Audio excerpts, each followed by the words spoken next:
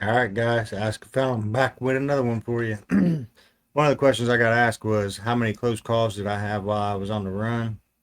So I'm gonna go in. I'm gonna get into them. One of the first close calls I had, was when I got with this girl. See, there was this girl I wanted to get with for a long time. Well, she just happened to be getting separating from her boyfriend. So me being a drug head, her being a drug head, we ended up hooking up together. And she knew this older guy who always had drugs. He either had pills or something over there that if you went and seen the old man, he was handing out drugs, or he could at least get him. He wasn't handing them out. He was handing them out to girls because he was an old pervert. He wasn't handing them out to guys. Guys had to buy them, obviously, but he was one of them. And me and my girlfriend ended up getting this little pizza shop in Muncie. And on the run, it was kind of hard doing the pizza shop. But anyway, the first close call I had would have been when I went to his house one night, and I seen sheriffs around there, but I didn't think nothing of it. And when I left, luckily I made it back to Muncie from where I was. I was in Anderson, but I made it back to Muncie, and which is probably a 20-minute drive, something like that. And as we're getting just now pulling into Muncie area, this old man calls my girlfriend, and he's like, "What's your boyfriend's name?" She's like, why? Why are you asking his name?" And because she knew I was on the run, and she was trying not to give out no information she didn't have to give out. So she asked him, "Why you want his name?" And he was like, "Just what's his name?" And she wouldn't tell him, and he was like, "Well, is his name Brian?" And she was like, "Yeah, why? What's going on? What's up?" He's like, "Well, I just had 5 to 7 sheriffs surround my house asking for him." So when I put it together, he said they surrounded his house after I left, and I got it put together. And if you guys watched my other videos, how I got caught the day I was walking down the railroad tracks, if I remember, I told you my brother and his girlfriend happened to see me that day, and I know they're the ones who turned me in because they sat and watched me get arrested. They sit across the street. But anyway, the reason I'm bringing that up is because my brother's girlfriend knew this old man too. So that was the first time my brother tried to snitch on me. And then the second time he snitched on me, he made it happen. I actually did get arrested. But that was a close call because I made it out of there just in time. Even, I mean, I seen the sheriffs in the area, but I didn't think nothing about it when we left. And then he called me and told me that they just missed me. He said it was probably 2 3 minutes after you walked out that they showed up. And I got to thinking about it, and it was my brother and his girlfriend who did it at that time too. My second close call was when I was staying with my mom in this little garage apartment, and I think I had just got off work doing roofing. I was sitting down, and the way we was sitting, my mom could sit where she could see the front window because that's all you had really. You didn't have no back window because it was a garage apartment, but you could see the front window. All of a sudden, I'm sitting there, and out of the blue, my mom was like, "Go hide." I'm like, "What?" She's like, "Go hide. There's flashlights all around the living room." Or yeah, in the front room, there's flashlights all around outside. It was shining in the living room. So I run and I hide in the bathroom. And as soon as I made it in the bathroom, I heard somebody go knocking.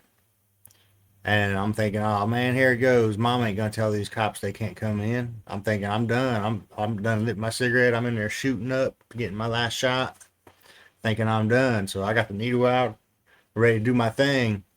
I shoot up and shit, and I heard my mom open the door, and they was like, "Hi, ma'am, is Brian here?" She's like, "No," and he was like, "Do you know who we're talking about?" She's like, "I got a son named Brian." And they're like, "So is he in there? We just had a call that said he was inside this apartment."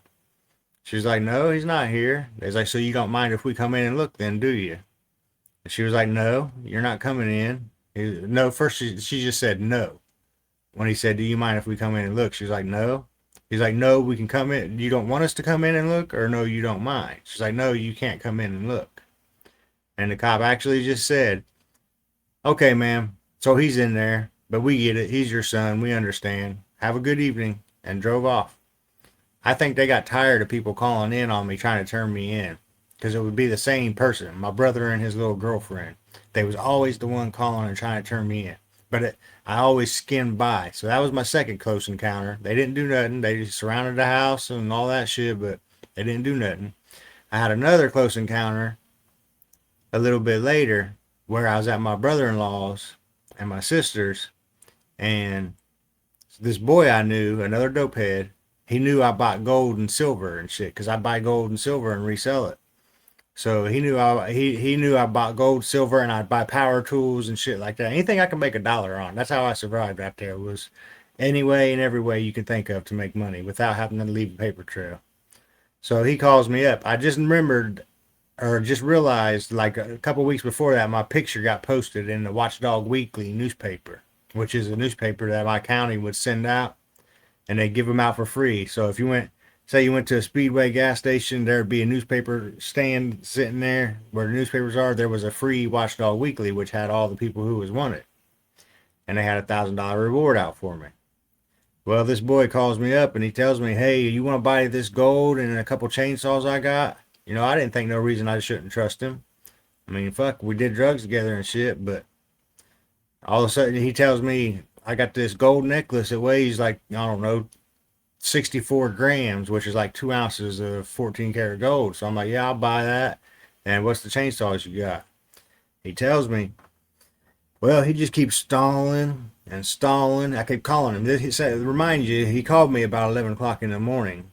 And then by the time he came, it was like 6 or 7 in the evening. And I kept calling and saying, what's the deal? Why are you what's taking you so long? What's the holdup? You know, I've been out here waiting, you know, you keep telling me you're on your way, and then you tell me another hour, and then you tell me you're on your way, and then you tell me another hour. So I started getting a little skeptic because I'm sitting on the back porch waiting for him, and I'm seeing cops going all around. So I'm like, what the fuck is all these cops around here for?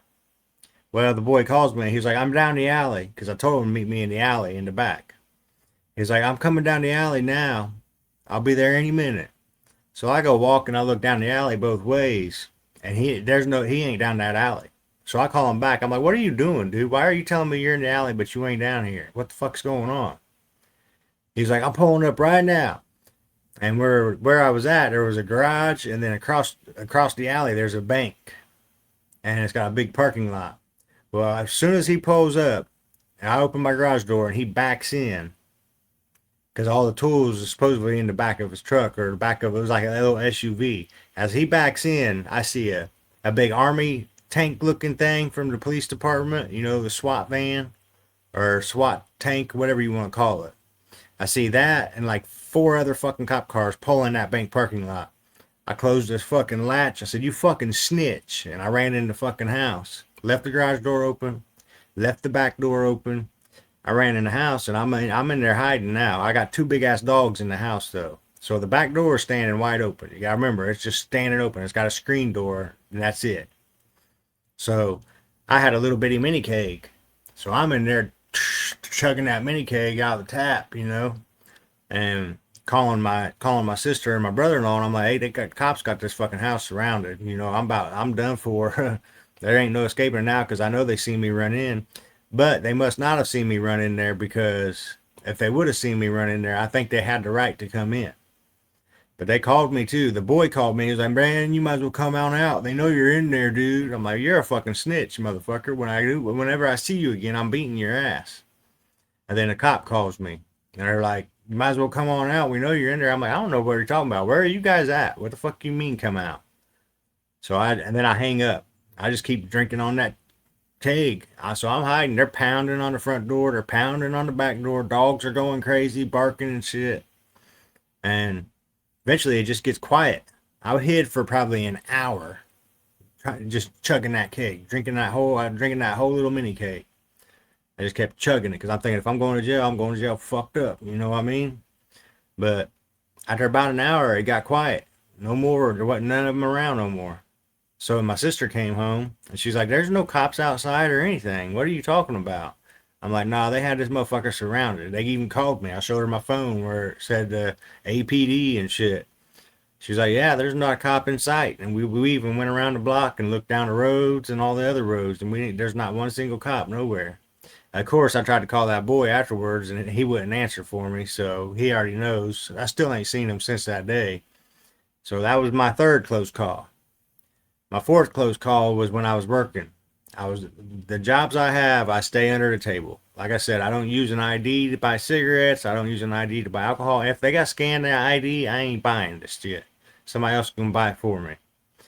And same with work. I'm not getting a paper trail job. There's going to be no paper trail. So what I do is I'm at work doing this foreclosure homes. We go in and we work on foreclosure homes. Started a company, put it in my brother-in-law's name. This way there's no paper trail to me. He had the money to do it, and I had the smarts and the know-how to do it.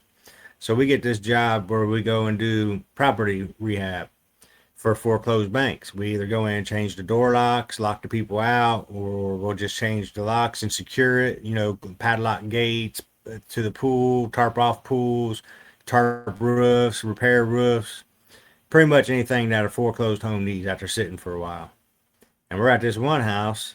It's not very far from where my town is, because most of the jobs there, you have to drive all over the state of Indiana, because that's where I live. So it's all around the state of Indiana. Maybe 1 out of every 100 would be in your hometown, but it was never in your hometown. Very, very, very rarely was it ever in your hometown.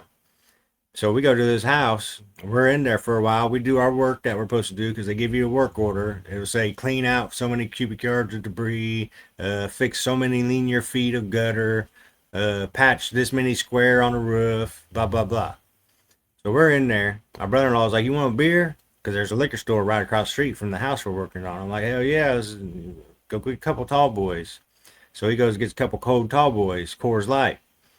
We're sitting there drinking them and shit. I'm taking the measurements and doing our bids.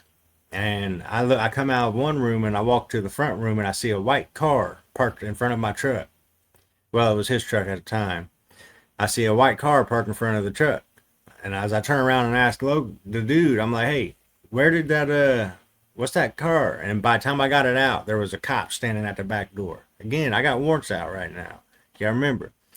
So that right there, automatically, I'm like, oh, fuck. Cop's like, well, how you guys doing? What are you doing here? I'm like, we're here to work. We got work orders for this house. He's like, oh, yeah, well, you guys got a way to prove it? Because we had neighbors call and said that there ain't nobody supposed to be in this. I said, the neighbors don't know. We got work orders to be here, man. This is what we do. We go in foreclosed homes and we secure them and do any work that needs done. He's like, all right, I believe you. If you can show me proof that you're supposed to be here, then it's no big deal. I was like, I got work orders. We got our fucking work vest and shit on. He's like, anybody can go to Walmart and buy a work vest like that. And anybody can have work orders on their phones. You could have had your girlfriend send that to you or something. I was like, all right, man. Well, what's it going to take to prove that we're supposed to be here then? You want me to call my boss? He's like, no, because I don't even know if it's your boss you're calling. You could be calling your friend, He's like, if you can show me the combination to this lockbox, because the door has a lockbox on it. All the foreclosed homes, they put a lockbox on the front door with a 4-digit code that if you open it up, then there's the key to get in. Well, the lockbox wasn't open.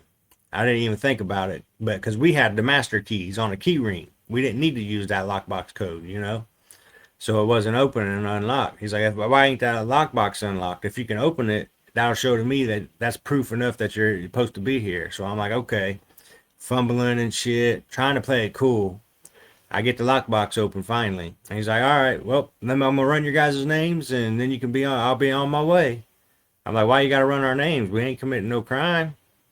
He was like, oh, but it's part of an investigation. I had to investigate why you was here, and it's just for my paperwork. But it's no big deal unless you got warrants or something. I'm like, nah. So my brother-in-law gives him his name, and then he asks me, and I just make up a name off the top of my head and a date of birth off the top of my head. And he runs it, and he's like, have you been in trouble before? I'm like, nope, I ain't never been in trouble.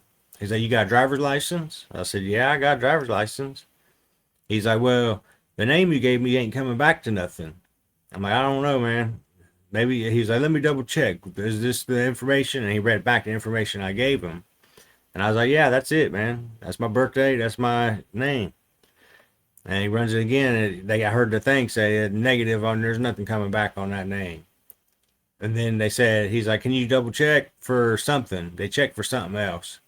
And then he came back and he's like, no, he asked him to read off the description of the name, one name that it did come back to, and the description came back like 6'7" or some shit. He's like, well, this description comes back to somebody who's 6'7", and you ain't no 6'7". So I'm like, yeah, I know, you're right, whatever, but I don't know what's going on. That's my info, man. Well, now there's another a sheriff deputy pulls up. This guy was just he was in a plain white car wearing police outfit because it was a small town. Well, here now there's a sheriff deputy, a county that pulls up and comes up there. They go outside and they talk, and they come back in, and he's like, "I'm gonna tell you the truth. You gave me a fake name, I think." He's like, "I don't know why, what you got going on, what you're hiding." He's like, "But there ain't no crime being committed here, so there ain't nothing I can do about it." He's like, "But I'm gonna tell you now. Next time you come to my town, you better have your ID with you." He's like, "Because I will find out who you are. If I run into you one more time in my town," he's like, "I'm gonna find out who you are." He's like, "But there ain't no crime being committed, so there's nothing I can do." And he's like, "Y'all have a good day." And him and the sheriff deputy left. I don't know if they were just being lazy that day or if I just got that fucking lucky, but he knew, like I said, he knew that that was a fake name. It was coming back to the only thing close to it that came back was somebody 6'7". So yeah, then right there's the four most memorable close calls I had. I had another time where I got pulled over, but that wasn't a big deal. I was in the back seat because I was working with a guy who did construction, and I was in the back seat, and it was him and his wife in the front seat of a truck. He got pulled over, and they didn't even ask for the back passenger's name or nothing, so I got lucky on that too. But with that being said, guys, please, please, please hit that subscribe button. If everybody that sees this hits that subscribe button, I'll reach my goal of my subscribers, and then I can go into these details about how a judge did me favors. Well, he actually did my wife a favor, and then we had to do a favor for the mayor. That was some really, really corrupt shit. But I don't want to talk about that until my subscribers grow. So come on, guys, I want to get up there so I can get this story out. I'm dying to tell people. But with that being said, that's all I got for you. Until the next one, see ya.